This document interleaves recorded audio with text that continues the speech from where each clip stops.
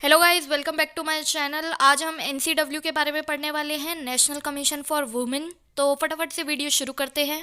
हमारे कॉन्स्टिट्यूशन में बहुत से आर्टिकल है जो वुमेन इक्वालिटी पे बेस है। आर्टिकल 14 जो कि इक्वालिटी की बात करता है, आर्टिकल 15 जो कि डिस्क्रिमिनेशन को रोकता है, और आर्टिकल 39 जो कि equal pay for equal work की भी बात करता है। फ्रेमर ऑफ द कॉन्स्टिट्यूशन ये बात जानते थे कि वुमेन की कंडीशन ठीक नहीं है at the time of independent, इसीलिए उन्होंने कुछ आर्टिकल हमारे कॉन्स्टिट्यूशन में डाले जो कि वुमेन को उनकी इक्वल राइट दिलवा सके। लेकिन इसके बाद भी वुमेन की कंडीशन ठीक नहीं हुई, इसीलिए पार्लियामेंट ऑफ इंडिया ने national commission for women act 1990 enact किया, जिससे कि वुमेन की कंडीशन इम्प्रूव की जा सके। अब आता है constitution of commission.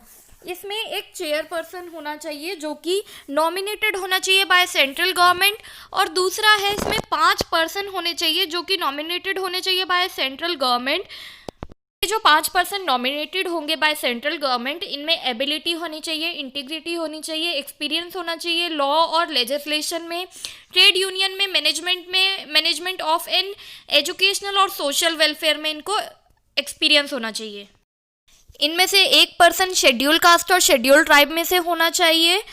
Member secretary nominated by central government होना चाहिए जो कि management, organisational structure and sociological movement में एक्सपर्ट हो सकता है, या फिर कोई मेंबर हो सकता है सिविल सर्विस का, या फिर जिसने कोई ऑफिस होल्ड कर रखा हो सिविल पोस्ट का, और उसके पास एक्सपीरियंस होना चाहिए।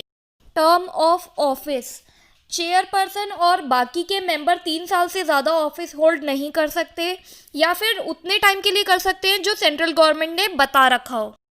Committees of the commission, commission भी कुछ कमेटी अपॉइंट कर सकती है कुछ स्पेशल इशू को डील करने के लिए। फंक्शंस ऑफ द कमीशन, पहला है इन्वेस्टिगेट और एग्जामिन करना वो सभी मैटर जो कि कॉन्स्टिट्यूशन में प्रोवाइडेड है वुमेन के सेफगार्ड के लिए। दूसरा है कमीशन जो भी काम करती है वो एनुअली सेंट्रल गवर्नमेंट को प्रेजेंट करती है, या फिर टाइम टू टाइम जब भी उन्हें ठीक लगता है वो प्रेजेंट करती है।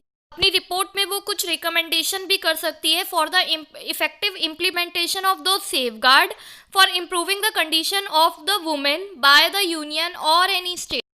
कॉन्स्टिट्यूशन में जो भी प्रोविज़न बने हुए हैं और जो भी लॉज बने हुए हैं उन पे रिव्यू करती है टाइम टू टाइम, और अगर किसी अमेंडमेंट की ज़रूरत है तो वो अमेंडमेंट भी रेकमेंड करती है। उन सभी केसेस को डील करती है जो कि कॉन्स्टिट्यूशन को वायलेट करते हैं, या जो भी वुमेन से रिलेटेड लॉज बने हैं उनको वायलेट करते हैं। वो सभी कंप्लेंट्स डील करती है, या फिर सुओ मोटो नोटिस भी ले सकती है उन सभी केसेस में जहाँ पर वुमेन के राइट नहीं दिए जा रहे, या फिर वुमेन राइट इम्प्लीमेंट ही नहीं किए जा रहे। Non compliance with policy decision, जो भी पॉलिसी के डिसीजन या जो भी गाइडलाइन इशू की गई है अगर उनको कोई नहीं मानता है तो कमीशन सुओ मोटो एक्शन ले सकती है। एनसीडब्ल्यू स्पेशल स्टडी और इन्वेस्टिगेशन कर सकती है स्पेसिफिक प्रॉब्लम में या सिचुएशन में जो कि डिस्क्रिमिनेशन और एट्रोसाइड अगेंस्ट वुमेन पे बेस्ड हो। एनसीडब्ल्यू कुछ प्रमोशनल और एजुकेशनल रिसर्च करती है जिससे वो पता लगा सके कि वुमेन के एडवांसमेंट को क्या चीज़ रोक रही है, और उसको अवॉइड करने के लिए कुछ तरीके सजेस्ट कर सके और उनकी प्रोडक्टिविटी बढ़ा सके। अगला है participate and advice on the planning process of socio economic development of women, evaluate the progress of the development of women under the union and any state. Inspect कर सकती है jail, remand home, women's institution और other place of custody जहां पर women को remedial action के लिए रखा जा सकता है। अगला है fund litigation involving issues affecting a large body of women. Periodical report बना के गवर्नमेंट को देते हैं जिसमें पर्टिकुलर वेरियस डिफिकल्टीज मेंशन्ड होती है। मैटर जो कि सेंट्रल के द्वारा ट्रांसफ़र किए जाते हैं उनके रिमूवल की रिपोर्ट जाती है। अब आते हैं इसकी पावर क्या क्या है। जो भी सिविल कोर्ट को पावर होती है एक सूट को ट्राई करने की, वो सभी पावर एनसीडब्ल्यू के पास भी होती है।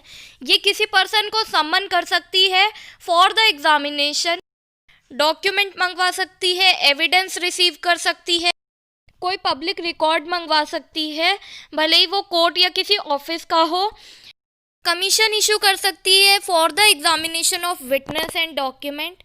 or any other matter which may be prescribed। ये एक्ट कहता है चेयरमैन, मेंबर और जो भी स्टाफ मेंबर है कमीशन का वो पब्लिक सर्वेंट माने जाएंगे according to the section 21 of the IPC. और साथ ही साथ सेंट्रल गवर्नमेंट अगर कोई पॉलिसी बनाना चाहती है तो उसको पहले एनसीडब्ल्यू से कंसल्ट करना होगा, तभी वो कोई डिसीजन ले सकती है।